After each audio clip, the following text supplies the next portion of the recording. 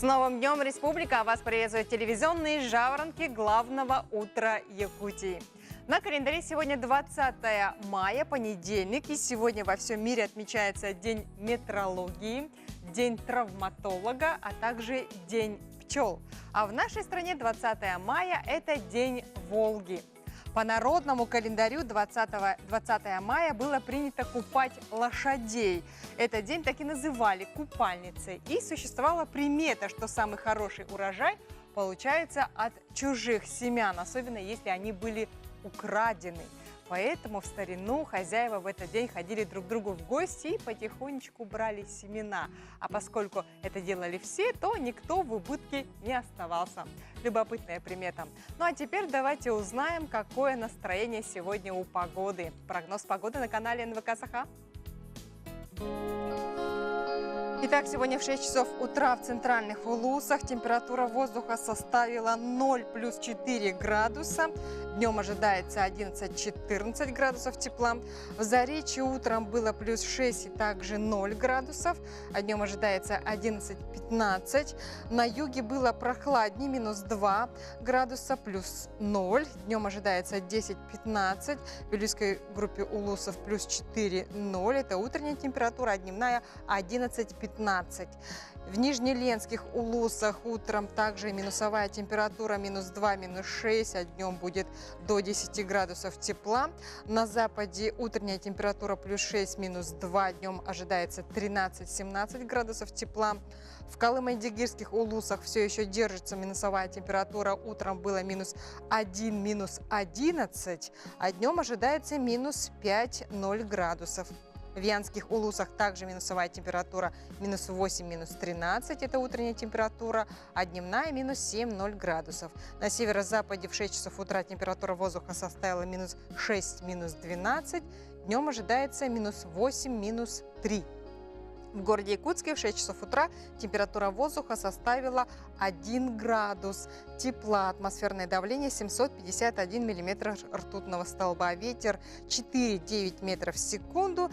И днем ожидается 12-14 градусов тепла.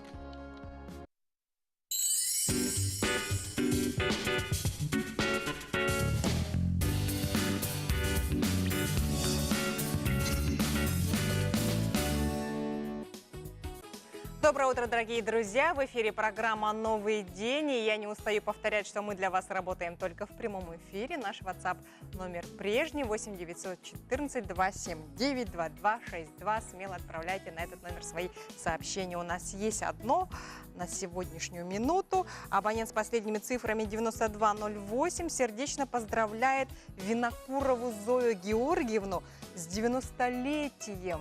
Мы присоединяемся к этой большой дате и желаем вам счастья, удачи и, главное, здоровья.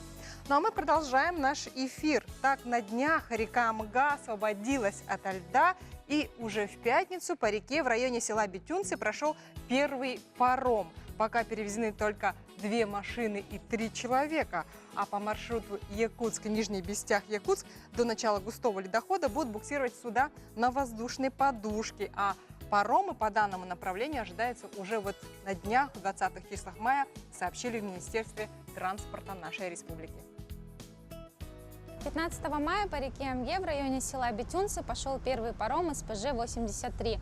Первый рейс перевез 2 автомобиля и 3 пассажиров. Паром курсирует с 9:00 до 21:00 с интервалом в час по накоплению пассажиров. По направлению Якутск-Нижний Бестях у нас пока ходят суда на воздушной подушке. Ходят они по обстановке, то есть как только начнется густой ледоход, движение будет прекращено. Первый паром по направлению Якутск-Нижний Бестях ожидается после 20-х чисел мая.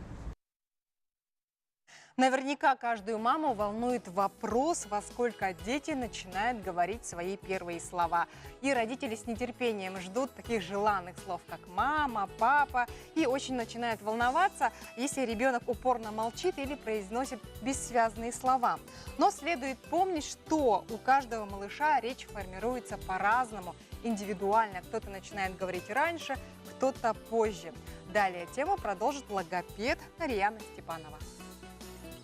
Доброе утро! Сегодня я вас ознакомлю с этапами развития речи в норме и расскажу вам, как своевременно выявить патологию речи. Первый этап от 0 до 3 лет называется подготовительный этап. Почему он так называется? Потому что органы артикуляции, органы речи подготавливаются к овладению речью, начиная уже с первых криков.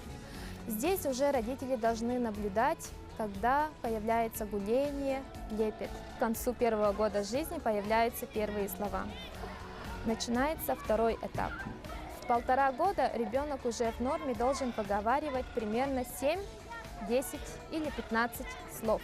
Лепетные слова, звукоподражание, аморфные слова, корни. К 2 годам у ребенка должна быть сформирована фразовая речь, когда уже ребенок в своей активной речи соединяет 2 или 3 слова. С 3 лет уже ребенок соединяет в предложение 5 и более слов, может составлять небольшие рассказы, пересказывать знакомые сказки. Если речь ребенка отстает от нормы на 6 и более месяцев, то это уже не задержка речевого развития, то это уже группа риска. Как отличить патологии речи? Во-первых, это позднее появление первых слов. В норме первые слова появляются к году. Потом смотрим на интенсивность появления новых слов. Да? Практически новые слова не появляются. Как были звукоподражания, лепетные слова, они продолжительное время так и сохраняются. Ребенок пользуется этими же словами во всех ситуациях общения. Если есть какие-то органические нарушения, то наблюдается повышенное слюнотечение, которое сохраняется прямо до 3 лет. Он не умеет правильно управлять своим язычком. Также здесь отмечается моторная неловкость детей. Вот общая моторика, мелкая моторика, она очень сильно страдает. В норме ребенок уже в 1,5 года хорошо, уверенно повторяет слова, состоящие из 2 слогов, да? Мама, папа, иди, вот чувствуется. То до 2 лет остается, что у него слова в основном состоят из одного слога, ударного слова. Ма, па, ди. Родителям важно знать, что речь – это не врожденная способность, а она развивается только если есть условия речевого развития. То есть это правильное речевое окружение, достаточная речевая практика и эмоционально близкий взрослый, который с ним каждый день общается, рассказывает ему, комментирует свои действия. Только в этом случае у ребенка будет развиваться речь. Поэтому я желаю побольше общаться со своим ребенком, рассказывать ему каждый день перед сном сказки. Но мы же помним с вами, что 2019 год – это год театра в нашей стране, и к этому году, а также ко Дню семьи, который мы отмечали 15 мая, педагоги детского сада «Березка» решили организовать маленький театр. Костюмы для этого ребятишки готовили вместе с родителями, и в итоге теперь любая сказка им по плечу. В этот день малыши в детском саду «Березка» смогли увидеть настоящее представление. В городе нет большого театра, но когда есть желание, можно и небольшой зал превратить в сцену, а ребенку дать возможность побывать настоящим артистом. Ходите в гости чаще, если нравится.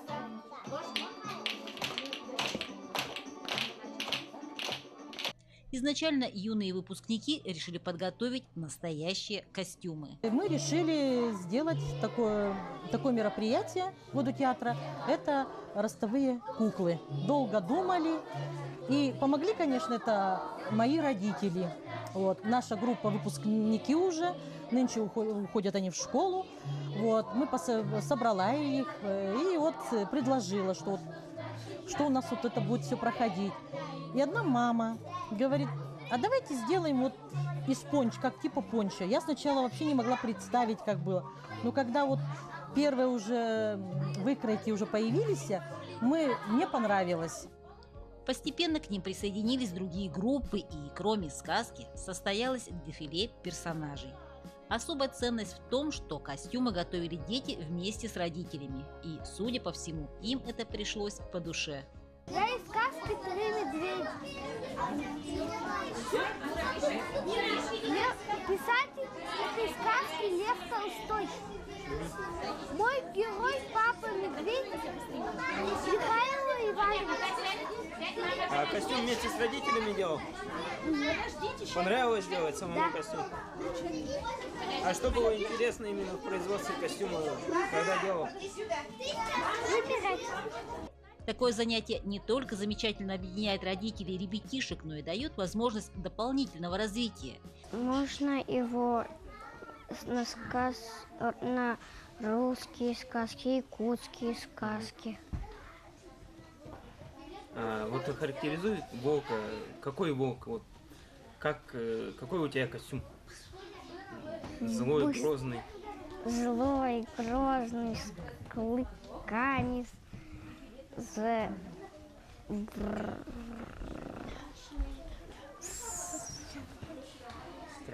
страшный. Ведь прежде чем подготовить сказку, малыши с удовольствием читают ее и учат слова. Ну и, конечно, учатся чувствовать себя уверенно на сцене, пусть пока и на импровизированной. Не будильник я, не мама, поднимаю, тут вам рано. Будет петь и петушок, звонкий голосок.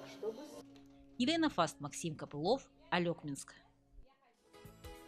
Как вы знаете, в Якутске на параде 9 мая, посвященном Великой Победе, приняли участие служебные и ездовые собаки. А впервые эти животные прошлись по улицам города Якутска 3 года назад. Идея с энтузиазмом была поддержана членами Федерации ездового спорта республики, которая хотела подчеркнуть подвиги четвероногих бойцов во время Великой Отечественной войны. Далее тему продолжит моя коллега Катерина Винокурова. Они тоже сражались за победу, шли бок о бок с солдатами, а в трудных ситуациях выходили вперед и гибли за человека.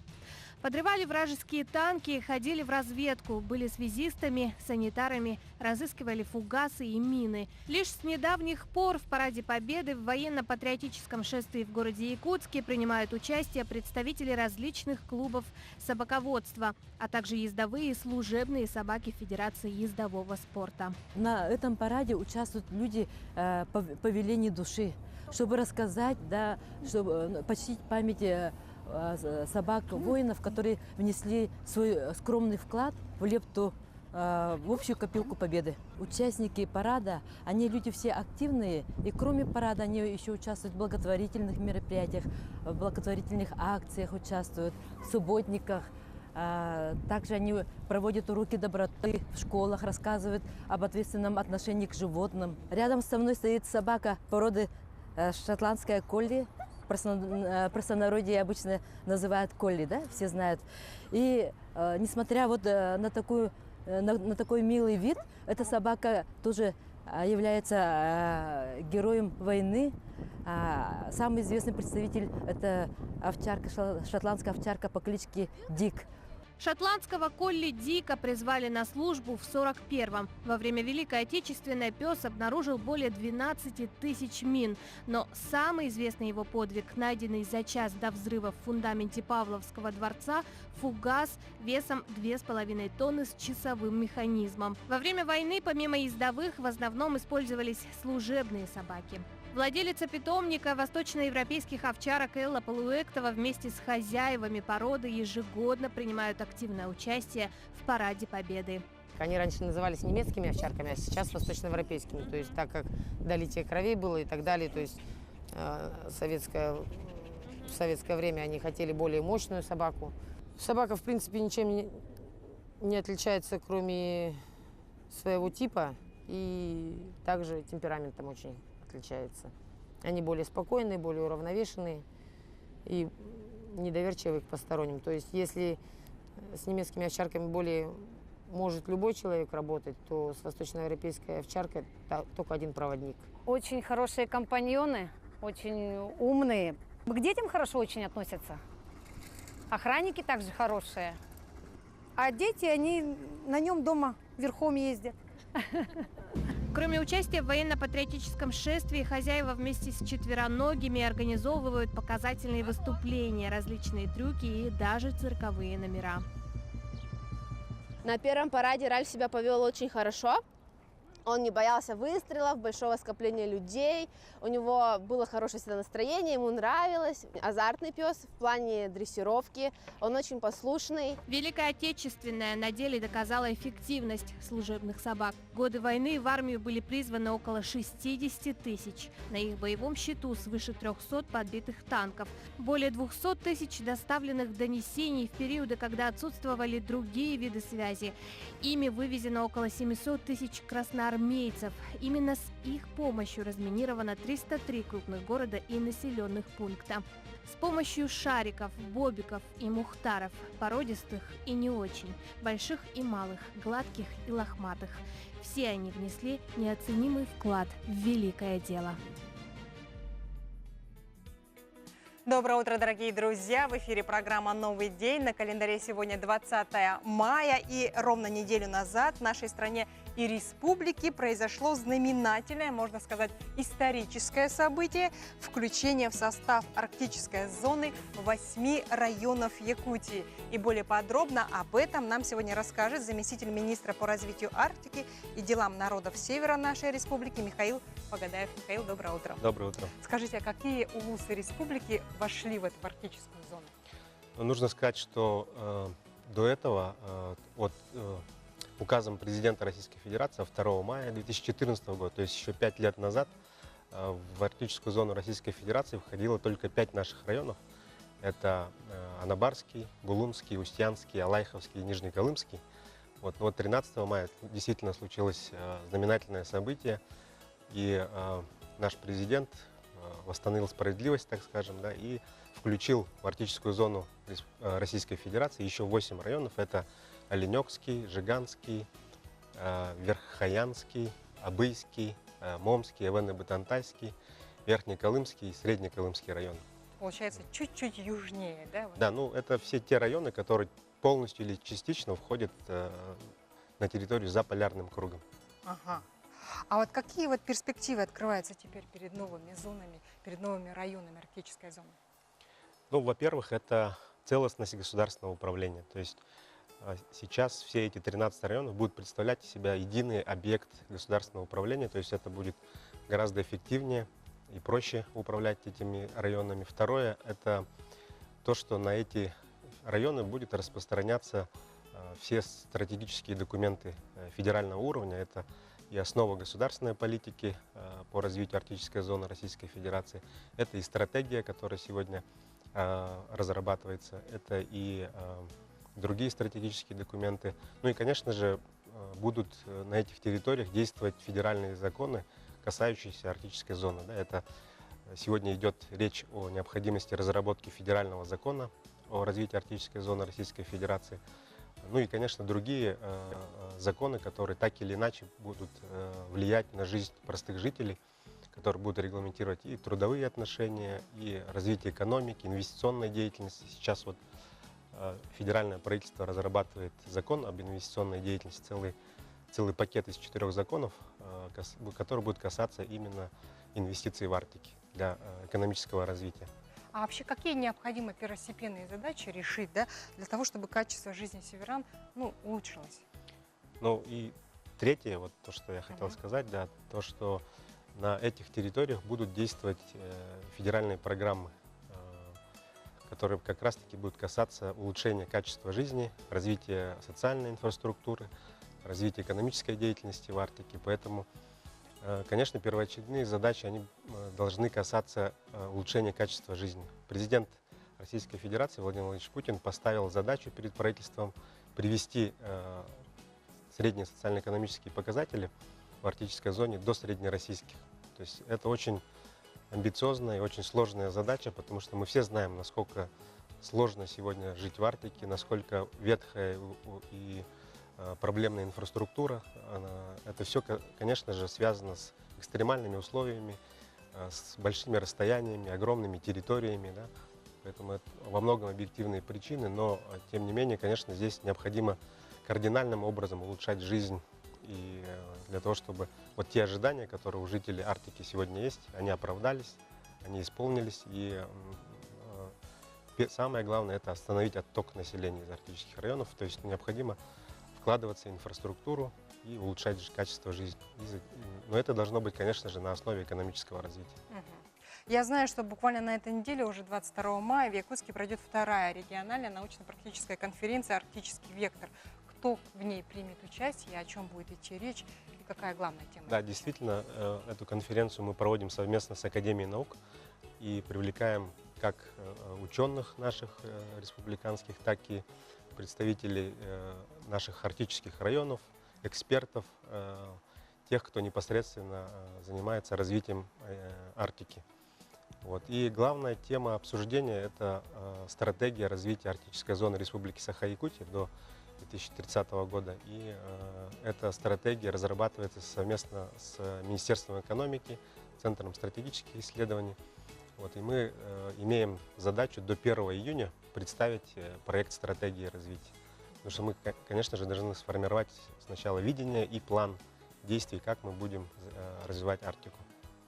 А если вот простыми словами объяснить нашим телезрителям, которые вот живут, да, вот как раз в тех районах, как вот лично для них отразится то, что вот дополнительно 8 районов включили в арктическую зону?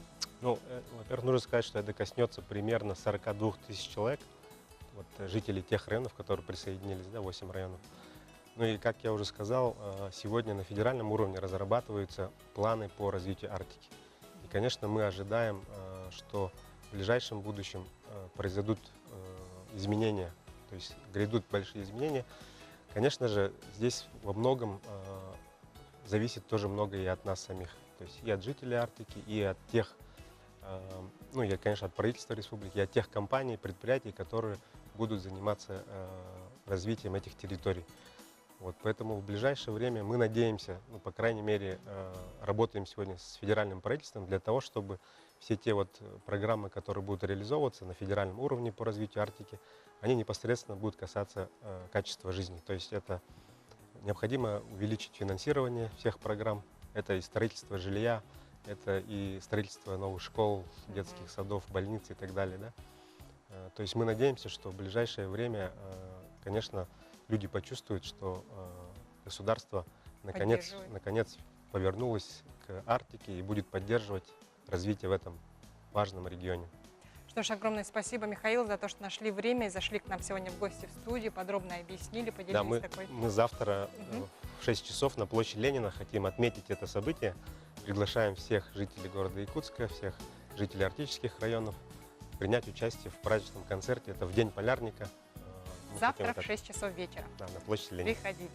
Огромное спасибо, Михаил. А сейчас мы уходим на короткую рекламную паузу. Не переключайтесь и не забывайте, дорогие друзья, что мы для вас работаем в прямом эфире. Наш WhatsApp номер для вас всегда открыт. 8 914 279 6222.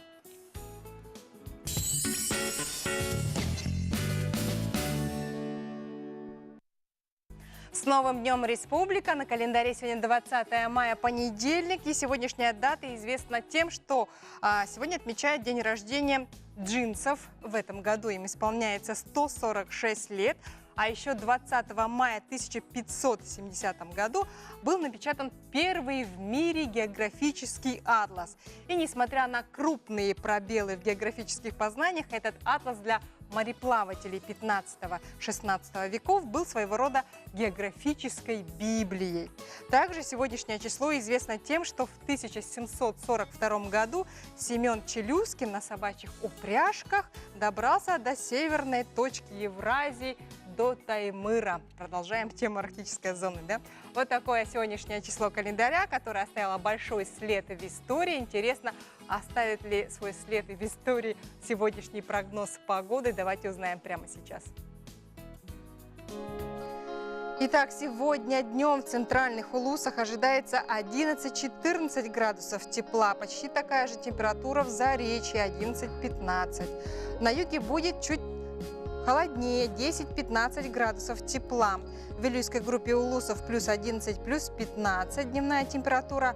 В Нижнеленских улусах 0, плюс 10. На западе плюс 13, плюс 17. В Колымо-Идигирских улусах минус 5, 0. В Янских также минусовая температура минус 7, 0 градусов ожидается, а на северо-западе днем ждите -8, -3. В городе Якутске в 6 часов утра температура воздуха составила 1 градус тепла, атмосферное давление 751 миллиметр ртутного столба, ветер 4,9 метров в секунду, и днем ожидается 12-14 градусов тепла.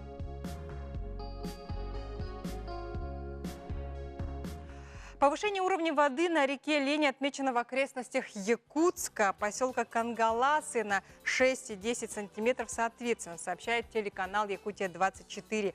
Ссылка на Якутское управление по гидрометеорологии и мониторингу окружающей среды. Вблизи поселка Кангаласы наблюдается густой ледоход.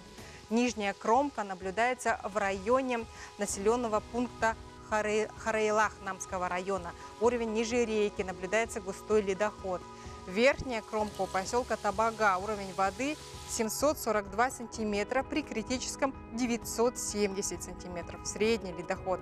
Уровень воды в реке Алдан поднялся в районе поселков Сангар и Тамот на 73 и 11 сантиметров соответственно. На реке Вилюй активная фаза ледохода проходит по территории Кобяйского и Вилюйского районов. Наблюдается средний ледоход. Нижняя кромка ледохода наблюдается в 60 километрах выше Хатырых-Хамо Кобяйского района. Уровень воды составляет 791 сантиметр. Критическая отметка не установлена. Густой ледоход. Верхняя кромка наблюдается в районе Вилюйского района. Уровень воды составляет 886 сантиметров, при критическом 1050. Редкий ледоход. На реке Колыма активная фаза ледохода проходит по территории Среднеколымского и Верхнеколымского районов. Нижняя кромка ледохода наблюдается в 60 километров выше Среднеколымска. Густой ледоход. Уровень воды составляет 861 сантиметр, при критическом 1200. Подвижка льда. Верхняя кромка наблюдается также в 60 километров ниже поселка Зырянка Верхнеколымского района. Редкий ледоход. Уровень воды у Зырянки составляет 656 сантиметров, при критическом 770. Чисто. В результате повышения уровня воды остается подтопленная взлетно-посадочная полоса аэропорта поселка Зырянка. На северных реках Индигирка и Яна ледостав. Подтопленных населенных пунктов нет.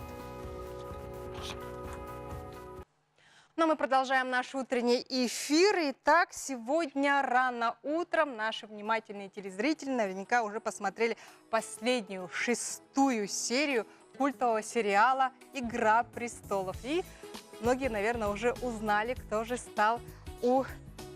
занял железный трон. Стоит отметить, что в целом премьера 8-го сезона «Игра престолов» стала рекордной по количеству зрителей в США. Эпизод посмотрели порядка 17,5 миллионов американцев, что превысили показатели финала предыдущего сезона почти на 500 тысяч человек. В России «Игра престолов» также установила рекорд в области потокового видео.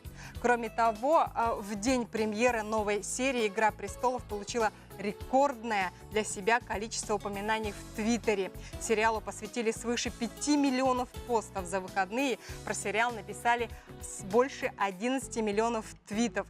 Самым обсуждаемым моментом стал разговор Сэма Тарли с Джоном Сноу, в ходе которого последний узнал о своем происхождении. Ну и остается, конечно же, главная интрига всего сериала: кто же останется на железном троне. Большинство зрителей почему-то уверены, что на трон сядет Джон Сноу. Мол, Дейенерис сошла с ума и натворила таких дел, теперь Ария должна ее уничтожить. Ну, давайте не будем гадать, а посмотрим. Сегодня уже можно это сделать, и можно даже делать ставки. Но мы продолжаем наш эфир. Между тем, 24 мая в Якутске... Нет, давайте вначале мы обсудим прогноз погоды. Давайте напомним. В 6 часов утра в центральных улусах у нас температура составила 4 градуса 0. Днем ожидается 11-14 градусов тепла. В Заречье плюс 6-0 градусов. а днем ожидается 11-15, на юге 0-2, это утренняя температура, а днем ожидается 10-15. В Вилюйской группе улусов днем ожидается 11-15 градусов тепла, в Нижнеленских улусах днем ожидается 10 градусов тепла, в западных улусах 13-17, в Колыму-Дигирских улусах днем минус 5-0 градусов, в Янских минус 7-0 и на северо-западе минус 8, минус 3. А между тем, с 24 мая в Якутске в парке отдыха и культуры стартует марафон долголетия. Более подробно об этом мероприятии нам сегодня расскажет главный врач поликлиники номер 1 города Якутска, инициатор этого проекта Алевтина Иверсова. Алевтина Васильевна, доброе утро. Доброе утро. Расскажите, пожалуйста, что за такой марафон долголетия, кто в нем может принять участие? Во-первых, могут принять участие все старше 65 лет. Как вы уже сказали, марафон долголетия будет стартовать 24 мая, это в пятницу в 13 часов в городском парке культуры и отдыха. Являемся инициатором мы, поликлиника номер 1 города Якутска и управа Октябрьского округа.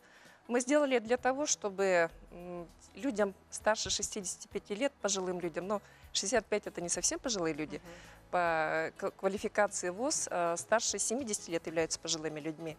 Вот. Мы хотим, чтобы этот доступный и достаточно активный вид физической культуры был все-таки реализован у нас в городе Якутске более активно. Значит, у нас будет такой проект, что именно 24 мая в 13 часов мы стартуем. Будет подготовлена марафонная территория. После того, как пройдут наши пожилые люди, которые захотят в этом марафоне, в последующем будет создана группа, и координатором проекта, координатором акции будет являться председатель Совета ветеранов управы Октябрьского округа Валентина Иннокентьевна Петрова. И, значит, в WhatsApp-группе будет ежедневно направлять количество километров, которые прошли вот эти люди. И те, кто пройдет каждые 100 километров, будут получать призы от нас. А как они будут фиксировать вот эти километры? Ну, во-первых, фиксировать можно очень просто. Во-первых, во всех смартфонах есть шагомеры.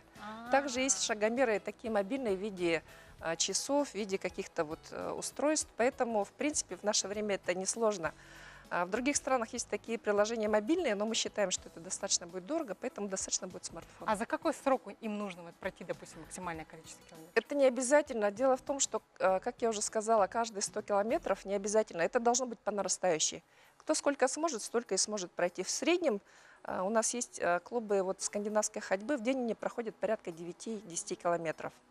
То есть, получается, за 10 дней, за 10 дней, да, ну, грубо говоря, за 2 недели можно пройти 100 километров. И к этому проекту мы привлекаем предпринимателей, которые тоже очень рады этому проекту, и будут предоставлены призы в виде каких-то вот бонусов определенных в магазины, билеты в театр, в кино и вот и другие культурные мероприятия. А вот где именно нужно? Вот по парку или на территории всего города? Не обязательно по парку, можно ходить по территории всего города, потому что у нас есть дорожки для ходьбы не только в парке, но и на стадионах, есть в принципе по набережной и по другим вот.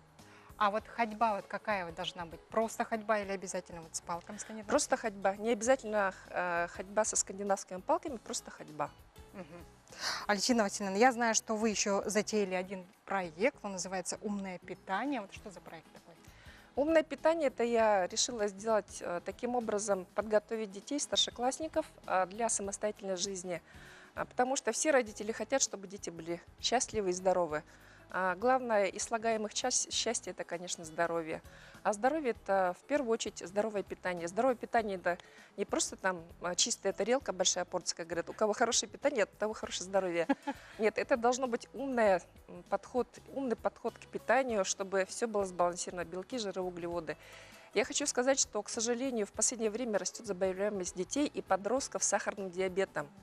И причина это алиментарная, это то есть питание с высоко сахаросодержащими газированные напитки, которые вызывают, да, те же шоколады сублимированные, которые вызывают, к сожалению, вот раннее развитие такого грозного заболевания, как сахарный диабет. И поэтому мы с рестораном шашлыков решили сделать такую акцию. Сделаем мы ее завтра в ресторане шашлыков на Октябрьской. Будем проводить вместе с десятиклассниками школы номер 1. 20 детей мы пригласили и покажем детям как из простых доступных продуктов сделать завтрак, обед и ужин и приготовить очень полезные, приятные напитки из наших вот ягод, трав и вкусное, главное. И самое главное, вкусные, полезные и модные напитки. Что ж, огромное спасибо вам за такую позитивную информацию. В понедельник с утра приходите к нам еще. Я Спасибо. желаю вам удачи, отличного настроения.